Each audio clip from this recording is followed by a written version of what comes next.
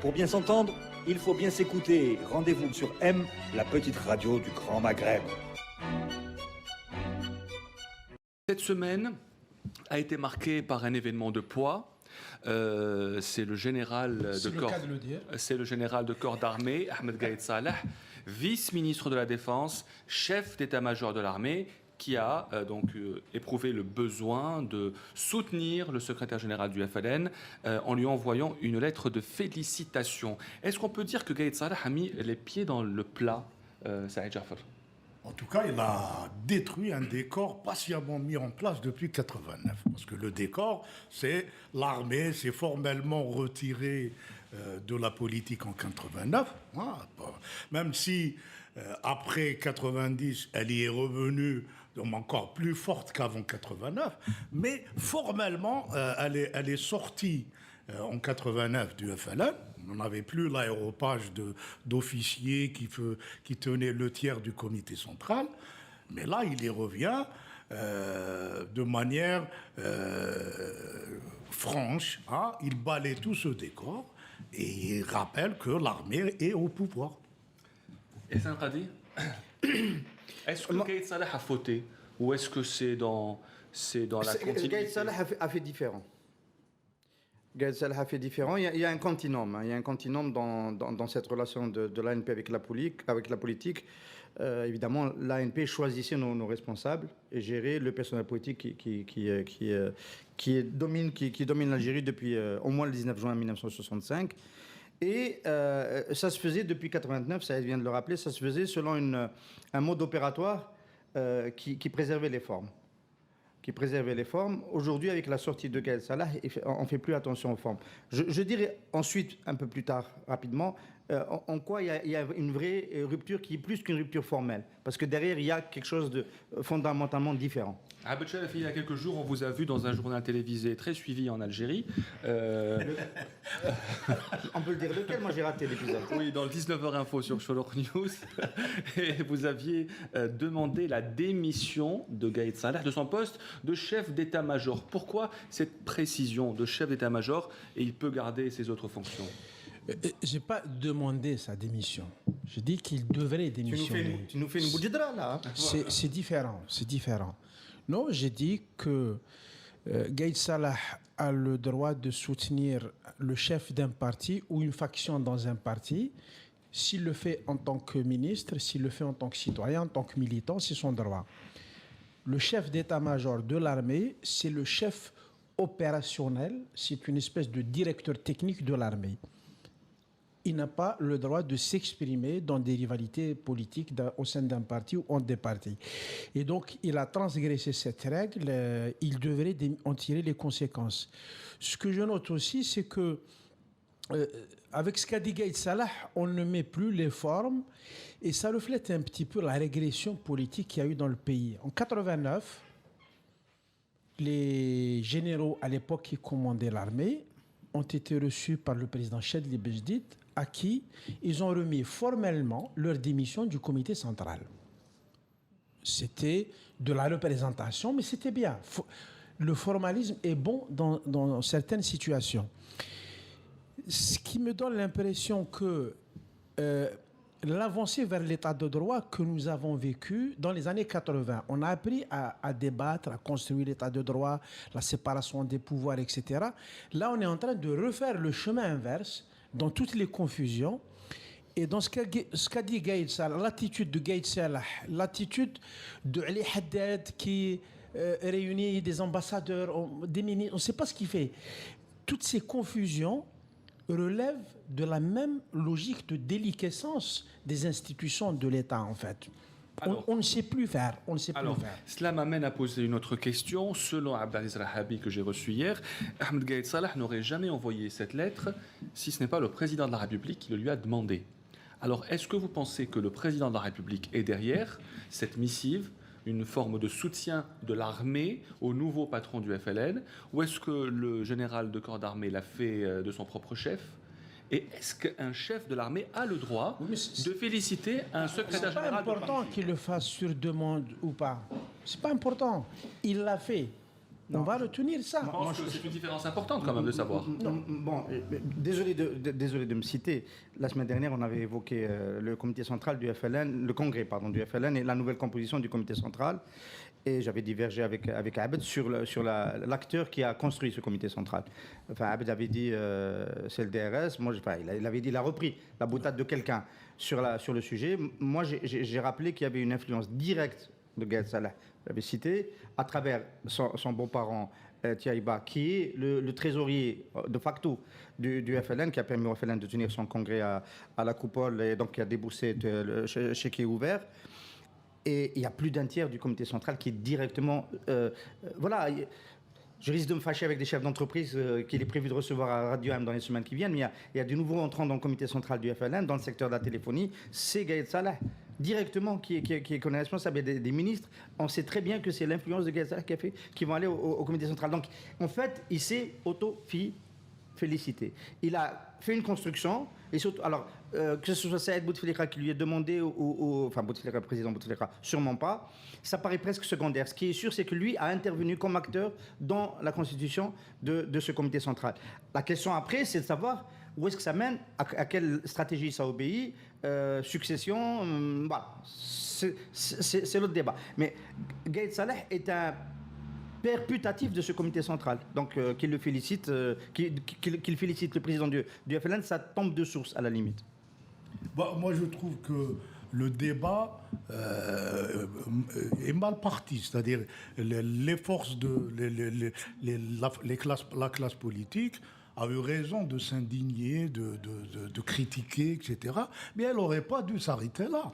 Parce que là, nous avons le chef de l'armée qui dit « c'est fini cette histoire que l'armée ne fait pas de politique », et il met l'armée au centre du débat, et on devrait remettre le débat sur l'armée, parce que à chaque fois que des hommes politiques essaient de dire que l'armée doit être partie prenante, par exemple, d'une transition politique, on dit « Ah, l'armée ne se mêle pas de politique », il est dans la politique. Et il faudrait que, puisque Gaël Salah a détruit les décors, y aller et mettre le débat de l'armée sur la scène politique. Quel est son rôle ? Il y a un élément peut-être dont on n'a pas eu le temps de parler au Café Presse. C'est au sein du clan présidentiel la position de Gaël Salah.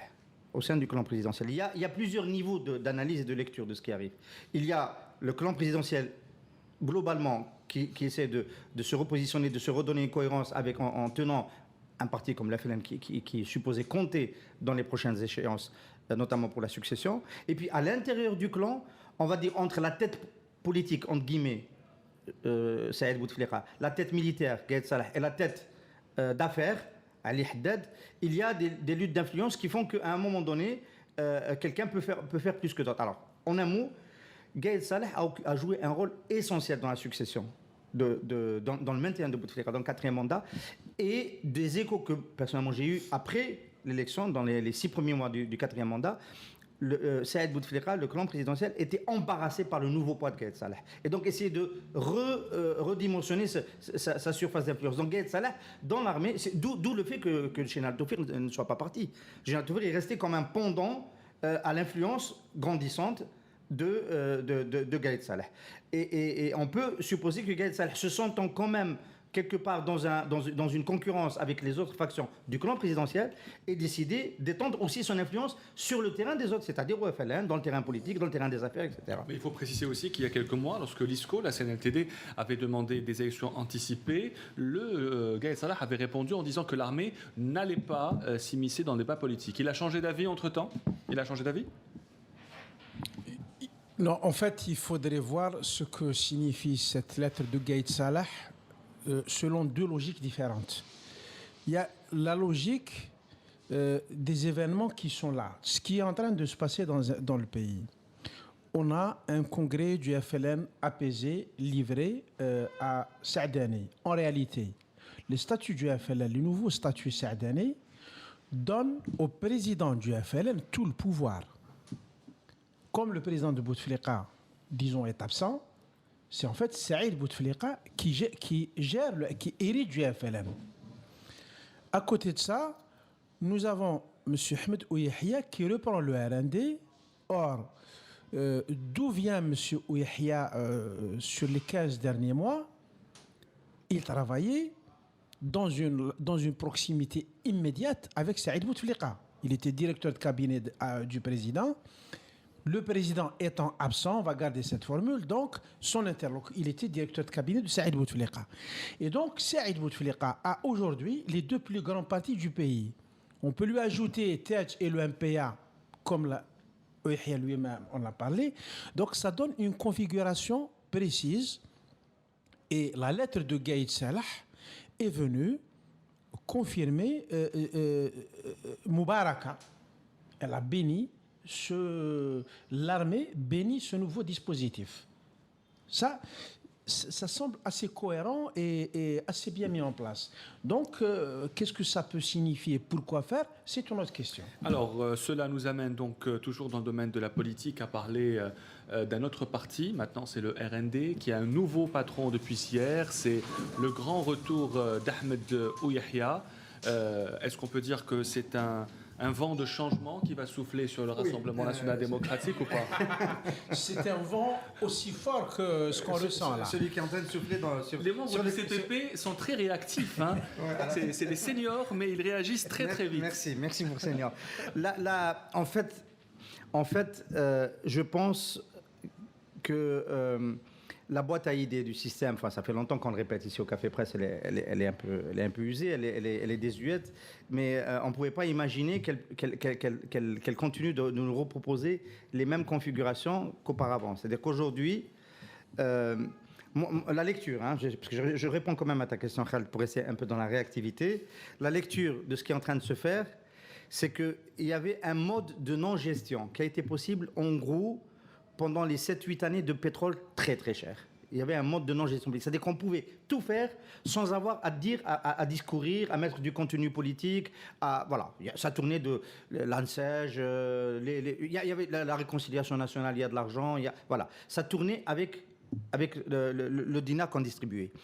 Aujourd'hui, on arrive dans une situation, on en a parlé à 2 ou 3 reprises depuis le dernier remaniement, la situation se complique. Et il faut faire autre chose au niveau politique. Alors, moi, je ne pense pas que ce soit la succession qui soit le seul enjeu de ce dispositif dont a parlé Abed, qu'a très bien décrit Abed. Je pense qu'avant la succession, il y a la gestion de la situation. C'est-à-dire qu'aujourd'hui, le système s'attend à des jours difficiles et il se met en configuration de faire face à ces jours difficiles avec des leaders, entre guillemets, des animateurs fidèles, Ahmed Ouihia, Saadani, etc., peut-être capable, en étant conforté, par exemple, Saadani a un problème de légitimité très très fort, très grave, donc il est conforté, c'est lui qui est conforté par l'armée. On n'a pas, le général-major Gaïd Salah ne va pas de corps d'armée. Oui, ne va pas conforter Ahmed Ouihia. Donc voilà, moi je pense que l'autre enjeu de cette configuration, c'est de gérer ce qui va arriver dans les mois qui viennent. Alors, et c'est ça qui rend la lettre de Gaïd Salah assez inquiétante, parce que pour les 2-3 années à venir, et même 4, ce sont la période des vaches maigres. Et il va y avoir de la gestion dure à mener vis-à-vis de la population. Et quand l'armée met de manière aussi ouverte, c'est-à-dire elle détruit le décor, elle dit je suis avec le FLN, je suis avec ça, le jour où il faudra réprimer, elle le fera en son propre nom. Ce n'est plus le FLN, les agents qu'on avait mis en avant qui s'occupent de ça, c'est l'armée qui va s'occuper de ça. Et c'est pour ça que ça va au-delà de Gaïd Salah et ça pose réellement la question, que veut l'armée aujourd'hui? Puisqu'elle est au pouvoir, Gaïd Salah nous le rappelle, quel est son objectif?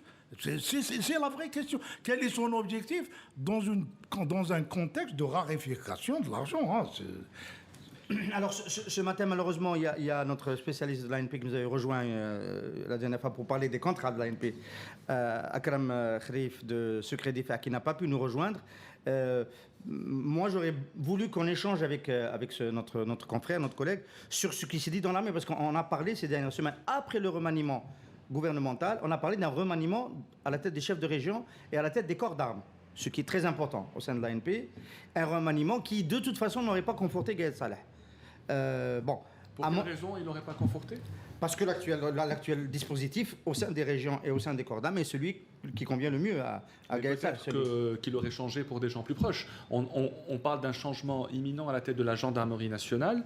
On dit depuis quelques semaines que les jours du général-major Boustella sont comptés, qui serait remplacé par son chef d'état-major, le général Bouneb, qui lui n'est pas effectivement un proche de Gaël Salah, contrairement au général Boustella. Il faut intégrer cet élément. Il y a un enjeu, il y a un vrai enjeu. Il y a les limites d'âge. Hein. Il faut rappeler que Saïd Bey, il est aussi âgé, il est à la tête d'une région, il est aussi âgé que Gaël Salah. Gaël Salah, s'il doit partir, Abdelchef, c'est déjà sur un plan strictement statutaire, il est vieux. Il ne devrait pas continuer à occuper la fonction qu'il occupe dans l'armée. Hein. Dans l'armée. Comme ministre, c'est peut-être un autre débat.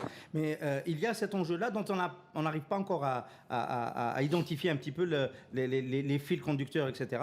Enfin, dommage que Akram ne soit pas venu. Peut-être qu'on en reparlera encore jeudi prochain. Et c'est le soldat le plus vieux au monde selon le Guinness des records. Absolument. Alors, la question sur le retour d'Ahmadou Yahya, on a entendu son discours hier.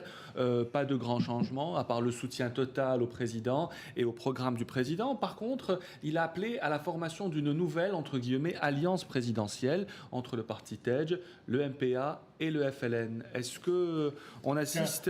TEJ étant censé remplacer le MSP. Hein. Le MSP, donc on fait dans le remake de l'alliance présidentielle qui a tué même la vie politique du système. C'est-à-dire le FLN, le RND, le MSP, tous ceux qui gravitaient à l'intérieur du système, durant toute la présidence de Bouteflika, c'était des ministres d'État, secrétaire général du parti FLN. Et donc, ils ont tué la politique. Et aujourd'hui, on reprend la même recette et on la refait pour, soi-disant, organiser une succession.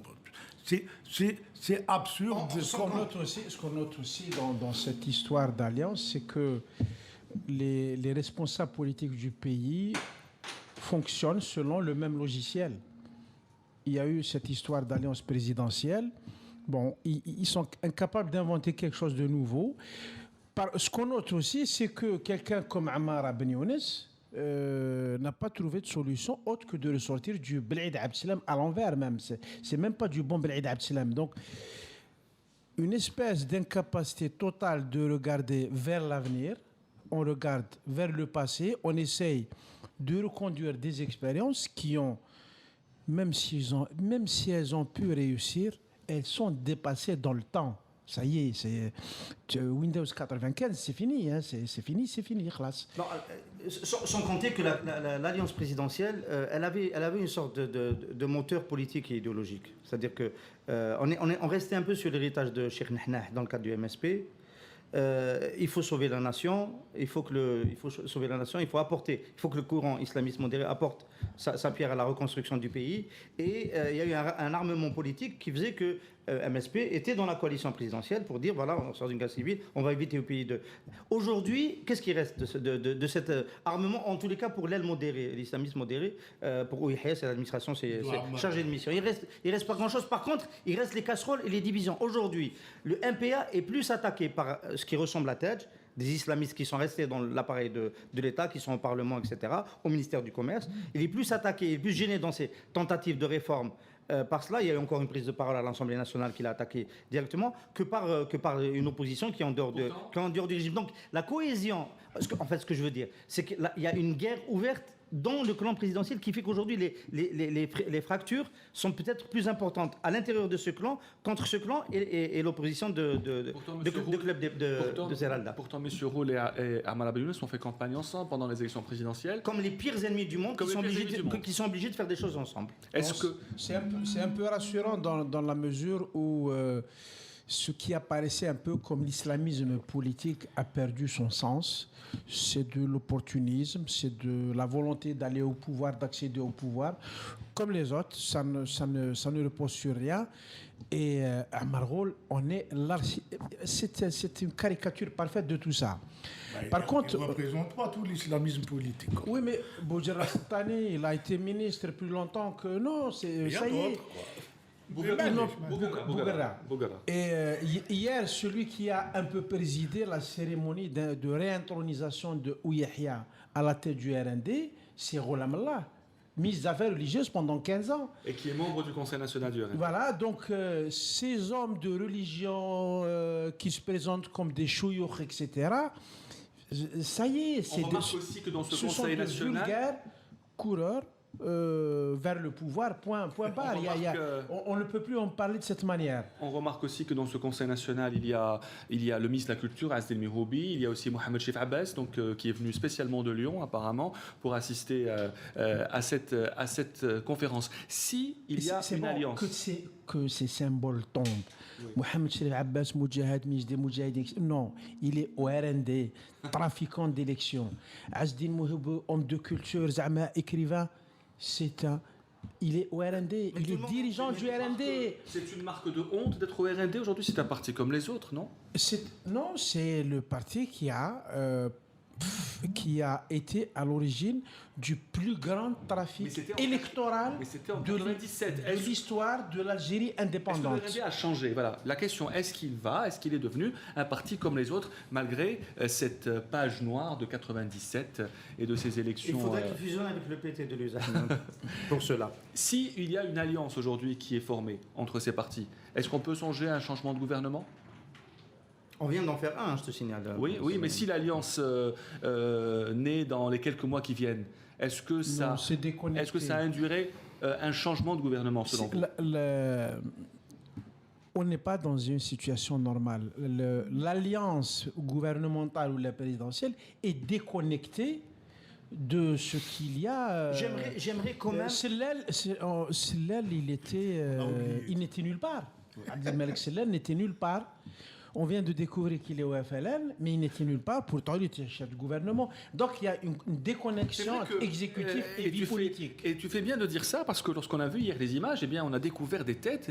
On avait presque oublié qu'ils étaient au RND. Youssef Yousfi, Azdel Mihroubi, la présidente des associations des victimes du terrorisme. Donc, on a vu des têtes ressurgir comme ça lors de ce congrès qui applaudissait le nouveau patron, Ahmedou Yahya. Ce que je veux dire, c'est qu'il y a un calcul avec cette nouvelle scène. Alors parlons maintenant de la partie succession. La partie succession qui intéresse le plus les gens, enfin, et qui pourrait survenir avant les troubles, d'ailleurs, peut-être. On ne sait pas. On a dit, M. Bouteflika Abdelaziz, pas Saïd, va très bien. Il y a des photos qui circulent sur Internet qui sont très, très préoccupantes, humiliantes pour les Algériens. Cette mise en scène, elle nous rappelle 99, c'est-à-dire le FLN récupéré par Ben Hamouda 2 ans auparavant à l'hôtel Jazair. Il y avait le RND, il était adoubé, il était entre les mains du système. Donc des partis importants qui vont soutenir le candidat du système. C'est ça qu'on prépare. C'est-à-dire, mais il faudrait déjà s'entendre sur le candidat du système. C'est-à-dire qui va être le candidat du système. Et il n'est pas sûr que cette alliance présidentielle qui est soudée autour de la personne virtuelle, l'Abdelaziz Bouteflika, se maintienne autour d'un autre nom.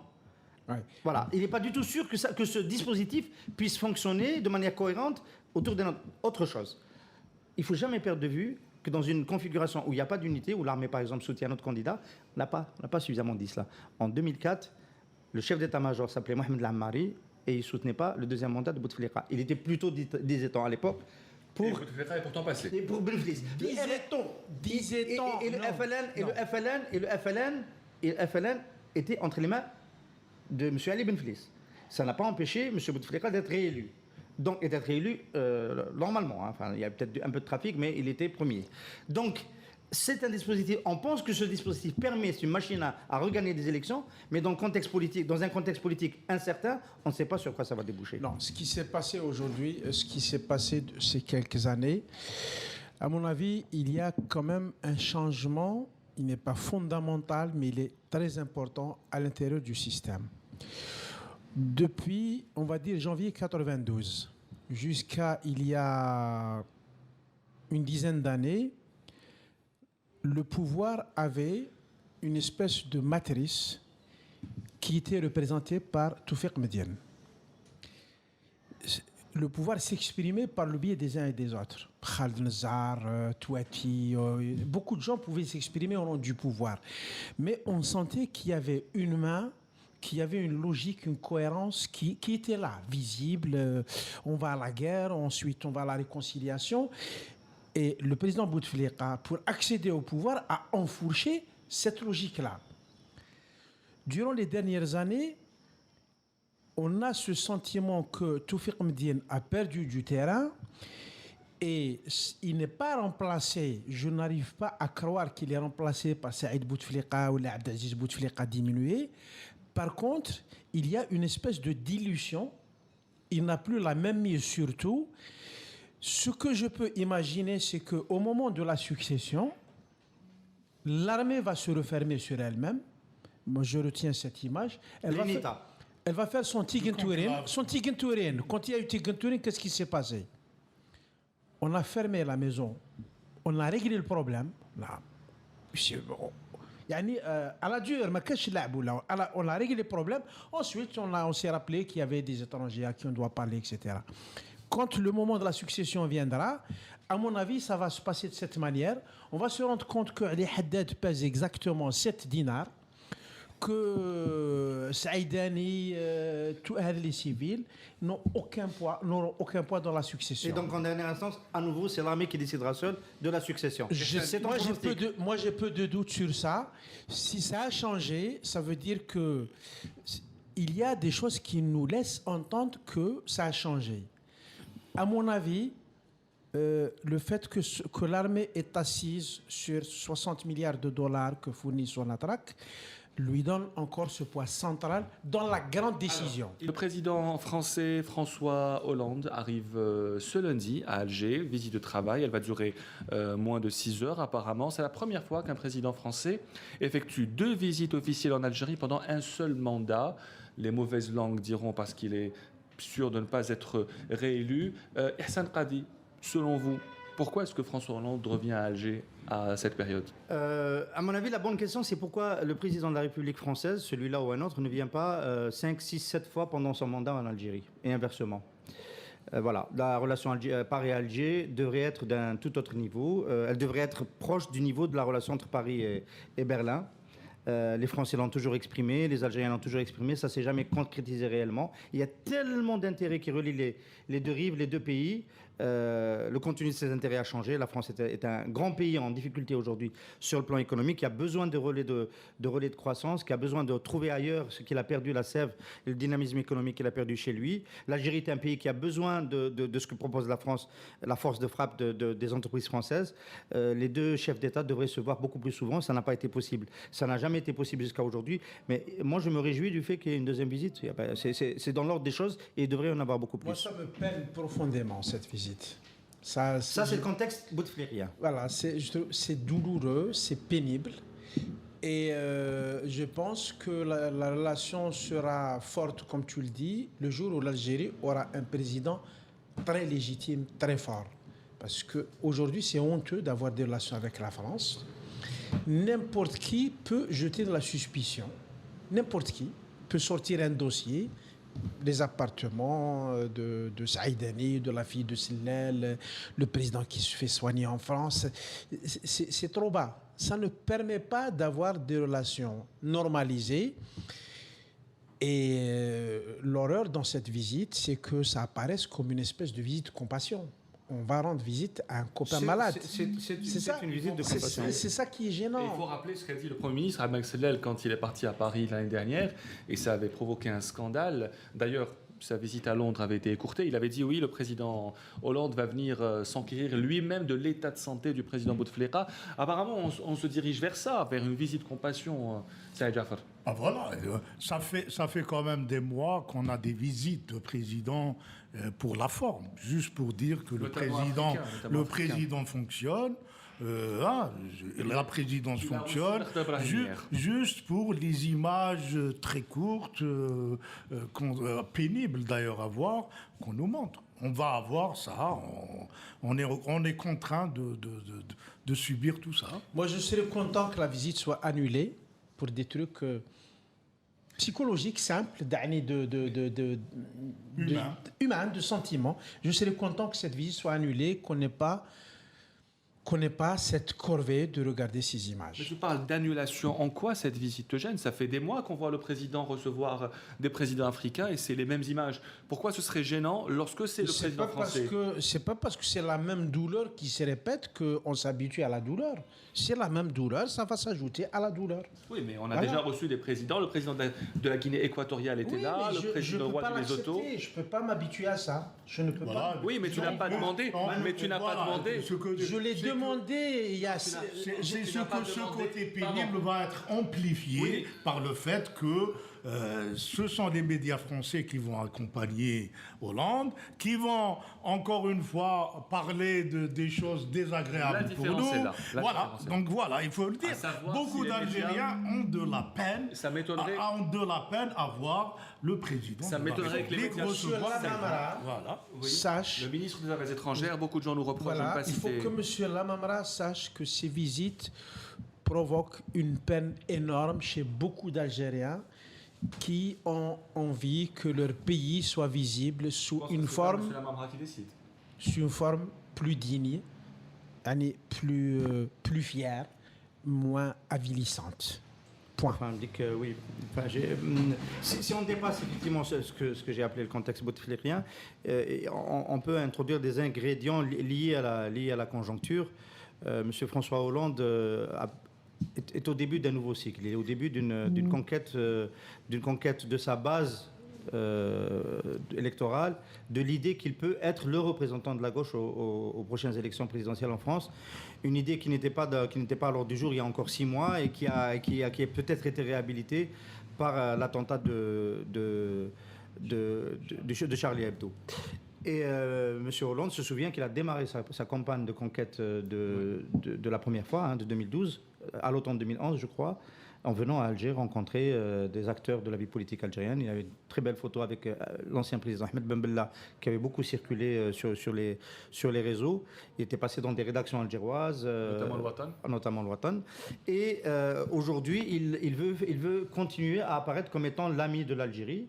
Et en France, il y a un électorat pour qui cela compte. Et Voilà. comme il est en même temps l'ami d'Israël, et qui s'est toujours porté contre les campagnes de boycott des produits israéliens en Europe et dans le monde, il fera la même chose vis-à-vis de l'électorat juif et en France. Et donc voilà, ça rentre aussi dans un agenda. D'où le caractère un peu informel de cette visite. Il faut préciser que l'ancien président français, Nicolas Sarkozy, est actuellement en campagne en Israël en prévision des prochaines élections. Alors, peut-être juste rappeler quand même que pour M. Hollande, il y a eu cette fameuse sortie le jour même où les Israéliens bombardaient Gaza et qu'en France, la communauté maghrébine a mené campagne en disant qu'on ne les reprendra pas à voter pour les socialistes. Et donc ça va être intéressant de voir.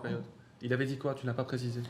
Il y avait une déclaration où pratiquement c'était une sorte de soutien légitimement les attaques israéliennes. Après, il a fait un rétropédalage, mais le message a été choquant pour de nombreux maghrébins en France, de franco-maghrébins, qui ont développé sur les réseaux. Maintenant, pour ce que tu as dit, ce qu'a dit Abed sur le rapport de force, jamais le pouvoir algérien n'a été effectivement dans une position d'aussi grande faiblesse vis-à-vis de Paris qu'il ne l'est en ce moment. Abed a cité les affaires, le patrimoine. Aujourd'hui, toutes les semaines, on découvre qu'il y a des responsables algériens qui ont des intérêts en France qu'ils ne devraient pas avoir, qui ne peuvent pas justifier de ces revenus, de ce patrimoine qu'ils ont acquis, qu'ils ont placé de l'autre côté. Et il y a tous les dossiers. Là, il y a le dossier médical du président de la République, etc. Ce qui est l'autre volet extrêmement gênant et beaucoup plus préoccupant dans cette relation entre Paris et Alger. A contrario, on peut toujours s'imaginer qu'Alger reste, en dépit de tout cela, en dépit, on va dire, de la concussion de son pouvoir politique, reste un partenaire qu'il faut ménager, parce qu'il y a une force financière. Je note au passage d'ailleurs que l'ancien président Clinton a annoncé hier à Washington, elle a fait un mea culpa, il a dit que nous n'aurions pas dû accepter de l'argent cash de l'Algérie, c'est un accident. Rappelons que Hillary Clinton a été gênée au début de sa campagne par de l'argent algérien qu'elle a reçu dans le cadre d'un travail. Elle avait déjà annoncé qu'elle ne recevrait plus d'argent. Donc ça nous rappelle, à nous, il faut bien le garder en tête, que Alger peut être aussi approché sur cette base-là. On a l'exemple libyen, le couple Kadhafi-Sarkozy. Évidemment, les socialistes français vont faire très attention, parce que si un journal, si demain Mediapart découvre qu'il y a de l'argent algérien dans la campagne du PS, ça fera très mal. Mais il faut toujours avoir en tête que ce qui rééquilibre un petit peu, en dehors du marché, en dehors des affaires publiques, des marchés qu'on peut donner aux entreprises françaises ou pas, en dehors de tout cela, il y a cet aspect-là qu'il faut garder en tête. Dans ce qu'a dit Hussein tout à l'heure, moi je retiens une chose, c'est que François Hollande vient à Alger dans le cadre d'un agenda politique qu'il maîtrise. L'agenda algérien, c'est quoi? 5e mandat. Il n'y en a pas. Quelques images à montrer. Il n'y en a pas. Quelques images à montrer, ça ne justifie pas un événement d'une telle ampleur. Donc c'est ça qui est choquant, c'est qu'il n'y a plus de cap en Algérie. Alors les rumeurs vont bon train sur les objectifs de cette visite. Certains parlent donc de discussions sur la succession du président Bouteflika, d'autres parlent de l'affaire malienne, l'autre parle de campagne électorale. Alors c'est une visite officiellement entre guillemets de travail. Elle commence en début d'après-midi ce lundi. Elle finit en soirée, puisque François Hollande passera la nuit à Paris. Pourquoi cette visite de travail et pourquoi maintenant? En tous les cas, pas pour désigner le successeur de Bouteflika, comme s'il écrivent certains journalistes. Ça, il y en a plus que marre. C'est-à-dire qu'on a beau être... Non, il faut s'arrêter avec ça. Il y a un miracle qui vient d'arriver. J'avais envie de dire exactement la même chose. Mais pourquoi est-ce que vous en avez marre? Il faut tordre l'idée à cette idée selon laquelle le président algérien est désigné par la France. Non, ça se passe autrement. Les Français peuvent avoir des souhaits, peuvent faire pression dans un sens ou dans l'autre.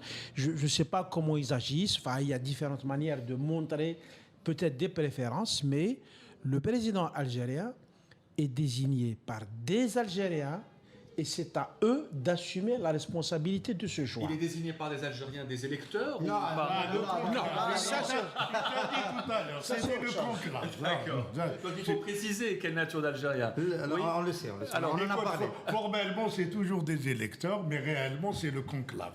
Voilà. C'est les grands électeurs. Mais c'est ce décor que Gaïd Salah a détruit. C'est ça l'événement qui s'est passé avec cette petite lettre à Saadani, c'est que on efface cet aspect-là de formel pour dire c'est nous le pouvoir. Si tu veux, on revient sur la première partie très brièvement. Oui. Ce qui est en train de se passer aujourd'hui en Algérie, c'est que il y a eu une petite brouille, une petite dispute de couple, on va dire, pour le 4e mandat. Et ensuite, les propriétaires de la maison se sont dit, écoutez, on a une situation qui est un peu compliquée avec la situation économique, avec un président qui est quand même assez malade. Donc, on a intérêt à se préparer pour les coups durs. On va faire le ménage. Et le ménage a été fait au FLN, au RND. On réorganise la maison de manière assez correcte.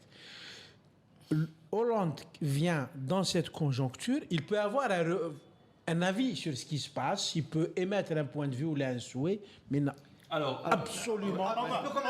Je termine ma phrase, c'est Mohamed. Est-ce que Hollande va rencontrer Saadani, toi qui es bien informé? À Paris peut-être, mais pas pendant sa visite officielle, pas pendant sa visite officielle à Alger. Sur ce que vous venez de dire sur le fait que le président algérien soit choisi par des Algériens. Ok, mais est-ce que vous voulez dire que Paris, Londres et Washington n'ont pas leur mot à dire dans le choix? C'est différent. Ils ont des préférences. Paris a une préférence. La dernière fois qu'elle a exprimé un peu de manière dissonante, c'est Mitterrand qui n'a pas aimé l'arrêt du processus électoral et jusqu'à aujourd'hui, il y a des gens qui lui rappellent. rappelle, il n'a pas aimé l'arrêt du processus électoral. Il a dit il faut revenir à la légalité constitutionnelle. On n'est jamais revenu à la légalité constitutionnelle. Pourtant, l'Algérie était très faible, en guerre civile. Elle est passée. Revenu à la légalité constitutionnelle. On n'est jamais revenu. Enfin, l'élection interrompue n'a jamais été rétablie. Oui, mais On n'est jamais revenu. On n'est jamais revenu. Ce qui a été cassé le 11 janvier 1992 n'a jamais été rétabli. Enfin, les gens qui ont gagné les élections se sont retrouvés dans les camps administratifs.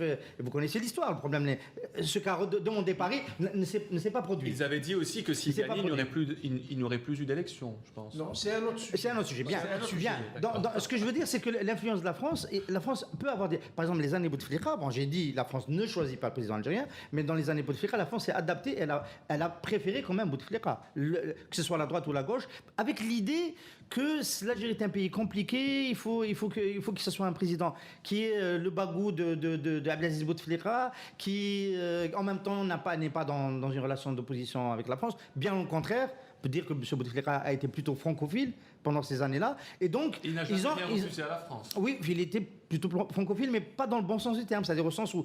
je préfère la francophilie de M. Rabrab, qui va acheter des entreprises en France, qui fait du business, qui transfère une partie des activités en Algérie, qui ménage le gouvernement français en ne créant pas du chômage dans les boîtes qu'il... Voilà, on aurait pu avoir un président qui développe un axe économique fort entre Alger et Paris, mais équilibré. De la façon dont tente de le faire Rabrab. Bouteflika, il est dans un ancien modèle qui n'est pas très intéressant. La France, en un mot, la France a ses préférences, les imposer, c'est une autre chose. Dans la vision que les Algériens ont de l'influence étrangère, de la main étrangère, c'est une image très ancienne, très vieille. Ça ne fonctionne plus comme ça. C'est pas, la France ne nomme pas des ministres en Algérie. Il y a des réseaux qui s'organisent. La France s'arrange pour que ces réseaux aboutissent à des importations de produits français, etc. C'est le monde moderne qui fonctionne comme ça. Et donc, les commentateurs algériens ont 25 ans de retard. C'est aussi simple que ça. Alors, on est bien entre hommes comme ça, non? Oh là là, Oh là là. Non, elle nous manque. Elle va encore une fois bien. Je commence à trouver que Khadrani est sympathique. On salue Souheila Ben Ali qui va bientôt revenir. Merci à vous de nous avoir suivis. À jeudi prochain.